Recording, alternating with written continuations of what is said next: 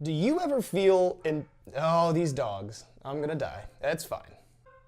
Me, right as I go to record. Do you ever feel imposter syndrome? No, like true imposter syndrome.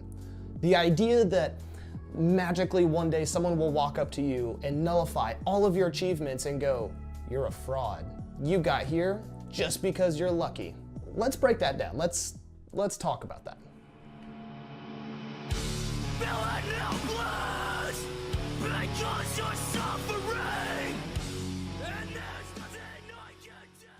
Hey there guys, my name is Dylan, but you may know me on Twitter and Twitch as Gooperatives. Now before we start this path of imposter syndrome and discussing it, I want to let you guys know that I'm not a therapist. I'm somebody who has a lot of personal experience with a lot of my own mental health disorders and has grown a lot as an individual and who really loves to read and attain knowledge. And I want to connect you guys with your mental health.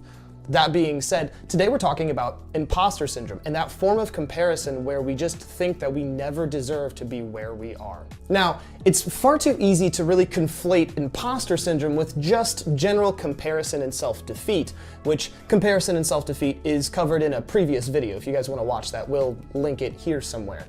But the biggest difference with imposter syndrome is that in the face of your actual achievements, you still think that you didn't deserve it. Unlike general comparison, where we compare to others and think we're not as good, imposter syndrome is no matter how many accolades you have, you think they're all fraudulent. That's the key difference. Are you flying out to a big event as one of the biggest and brightest of your company? Did you just get a promotion? Did you just hit 100 followers on Twitch or get a Twitch check mark or, I don't know, get engaged?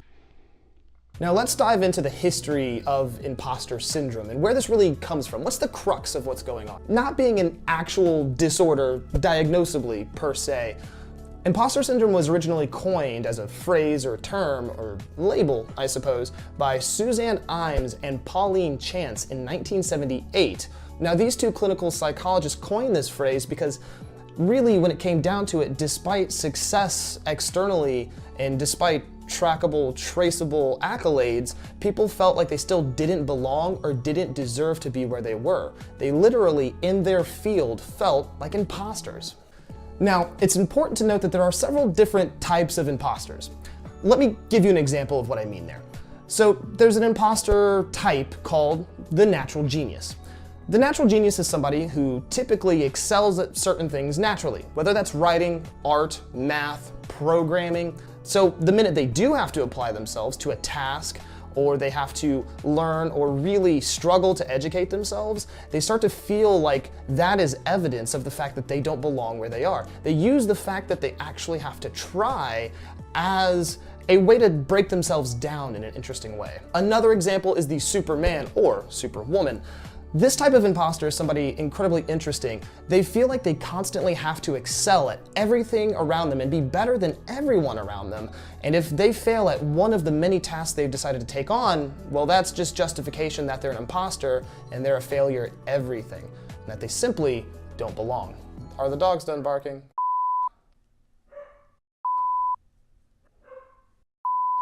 I don't even want to start a sentence. As we discussed in our internal dialogue and our social comparison theory videos, reaffirming ourselves and speaking positively about things we've actually accomplished can force us and trigger our brain to consistently acknowledge the paper trail of evidence that suggests we belong where we are and that we're not just lucky. And a technique that I've personally adopted would be using journaling. I know, it sounds cliche, hear me out. When it comes to journaling, it's important that we give power to the things we've actually done. Writing them out, typing them, putting them in your phone, in your notepad, like journaling at the end of your day. Reflecting on one thing you like about yourself at the end of every single day, and reflecting on a few things that happened that were inherently positive throughout your day. Now, if you work as much as I do, usually those positives will tie into things you've accomplished, achieved, or felt good about. Reinforcing the positive in yourself, acknowledging the positive in your day, and realizing that you have accomplished a list of great things, of course great is subjective to you, will really help to reinforce that you belong where you are and give you a paper trail that you can always follow when you write it down. You can always read that back and reinforce that within yourself. This is a habit that you do have to form, and it takes a lot of time and effort, but you've built habits of breaking yourself down and denying yourself happiness and opportunity. So let's work on building habits of positivity and affirmation. In celebrating your journey, your growth, and the destinations you are going to get to, it's easier to start celebrating your accolades and start feeling more confident in what you're doing on a regular basis. Remember guys, if you feel like you're alone, you're not. Head on over to twitch.tv/Gooperatives, head on to discord.gg/Goop, or you can hit us up over on heartsupport.com, where you can find a completely wonderful community full of people who are willing to hear out your mental health stories and help you with their own personal experiences. Remember guys, this isn't over, we're not done. We'll see you guys in the next video. It's not goodbye, it's just that we'll be right back. We'll see you guys soon. Take care of yourselves. We love you. I still feel at home. You gave me something